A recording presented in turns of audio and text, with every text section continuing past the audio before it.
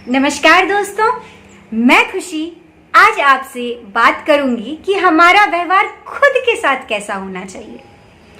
ये तो हमने बहुत सुना है, पढ़ा है कि हमारा व्यवहार दूसरों के साथ कैसा होना चाहिए। हमें दूसरों से झूठ नहीं बोलना चाहिए, धोखा नहीं देना चाहिए, माफ़ कर देना चाहिए।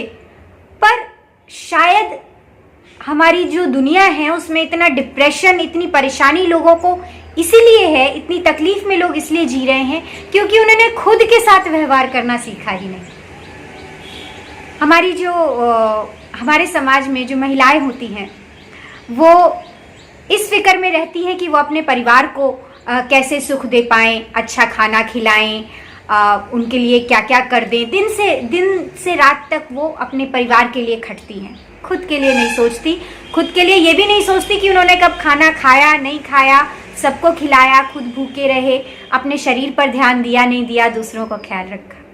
हमारे समाज के जो पुरुष हैं वो भी इक्वली मेहनती हैं और वो अपने परिवार को सब सुख देने के लिए कमाते हैं, पैसा लाते हैं, अपनी पत्नी को खुश रखने की कोशिश करते हैं, अपने बच्चों को खुश रखने की कोशिश करते हैं, अपने माँ बाप को खुश रखने की कोशिश करते हैं और सबको खुश रखने में वो अपने आप को भूल जाते हैं। आज मैं आपसे यही बात करना चाहती हूँ कि एक रिश्ता हमारा खुद के साथ भी है। हमारा एक फर्ज जो हम दूसरों पे निभाते हैं, दूसरों के साथ, वो फर्ज हमारा खुद की तरफ भी है। हम भी परमात्मा के संतान हैं। हमारा ये जो शरीर है, हमारा ये जो मन है, ये जो शरीर है, ये क्या है? परमात्मा का मंदिर है। तो हमें इसका भी ख्याल रखना है। केवल दूसरों का फर्ज की तरफ फर्ज निभा के और त्याग करके, बलिदान वगैरह देकर हम अपने आप को महान साबित करें नहीं चलेगा। अगर हमने अपने आप को भी अवॉइड किया, अगर हमने अपने आप को भी नज़रअंदाज किया है, अपना ख्याल नहीं रखा है, तो भी हमने एक पाप किया है। क्योंकि ये मंदिर, ये जो परमानंद का मंदिर है, इसके बारे में तो हमने कुछ सोचा ही नहीं।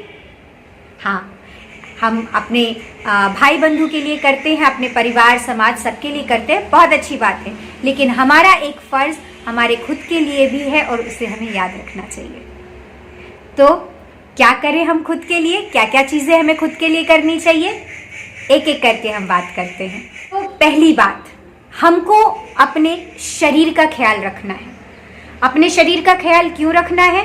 क्योंकि यही वो शरीर है जिसके साथ हमें सारी यात्राएं करनी है। चाहे वो संसार की यात्रा हो, चाहे परमानंद की यात्रा हो।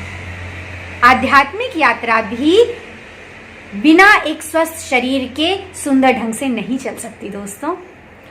सुंदर यात्रा के लिए ये जरूरी है कि हमारा शरीर स्वस्थ हो। आप सोचिए कि आप मेडिटेशन करने बैठे हो और आपके शरीर में दर्द हो रहा हो, बहुत जोर से पेट में दर्द हो रहा हो, आपका पेट खराब हो, आपके दांतों में दर्द हो रहा हो, क्या आपका ध्यान कर पाएंगे? आप बेचैन हो जाएंगे, नहीं कर पाएंगे।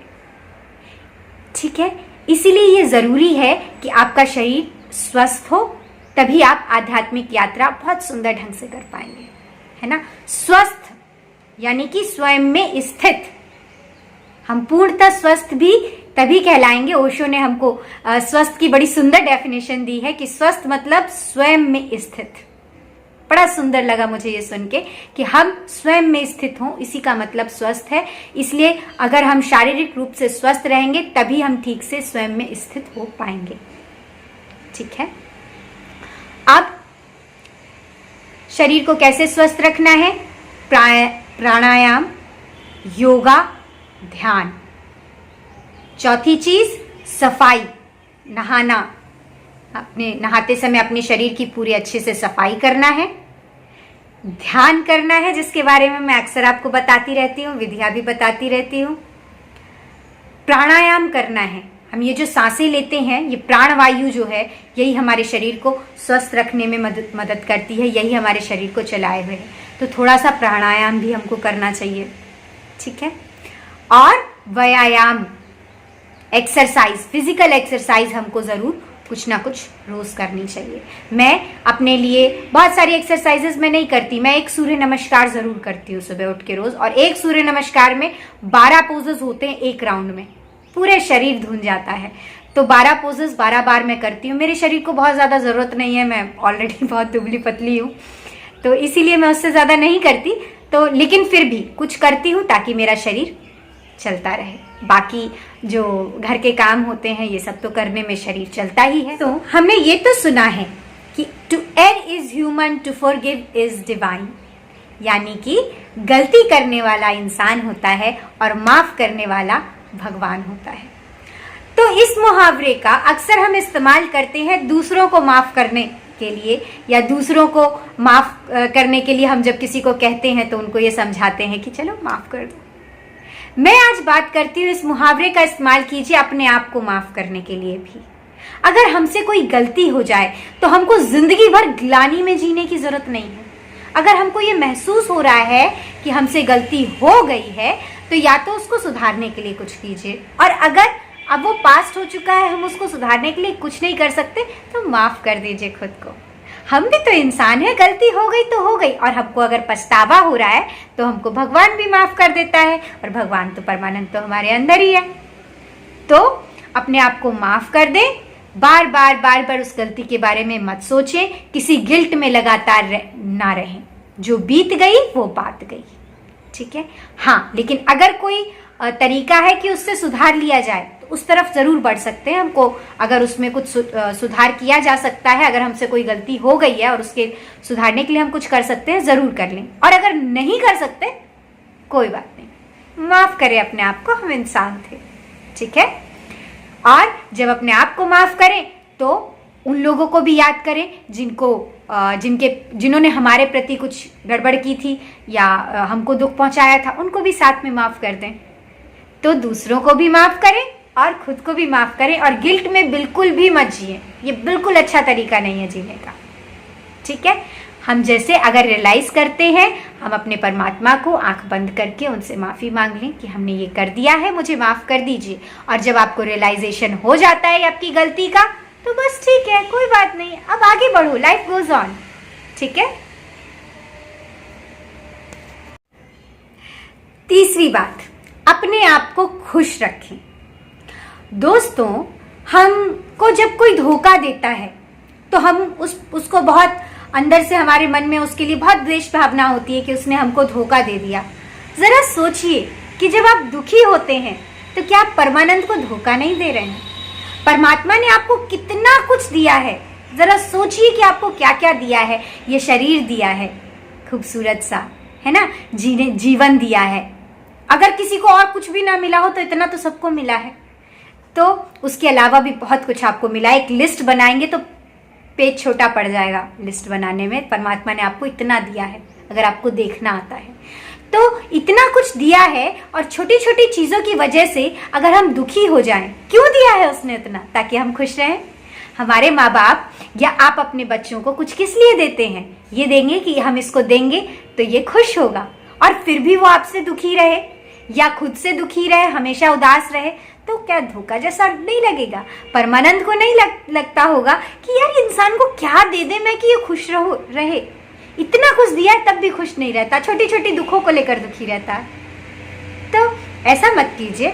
आपको जिस तरह से बुरा लगता है किसी ने आपको धोखा दिया, तो परमात्मा को कितना बुरा लगता होगा जब आप दुखी होते होंगे, क्योंकि वो आपको खुश देखना चाहता है। आप भी तो उसकी संतान हो, वो आपको खुश देखना चाहता है परमानंद। तो परमानंद को धोखा मत दीजिए, हमेशा अपने आप को खुश रखिए।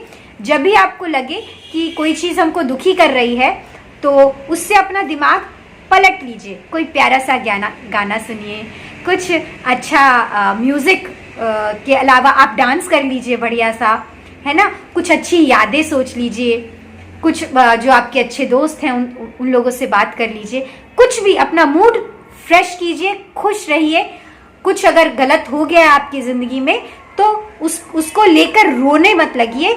उसके साथ बैठ के अब ये सोचिए कि आगे क्या किया जा सकता है, इसको सुधारने के लिए क्या किया जा सकता है।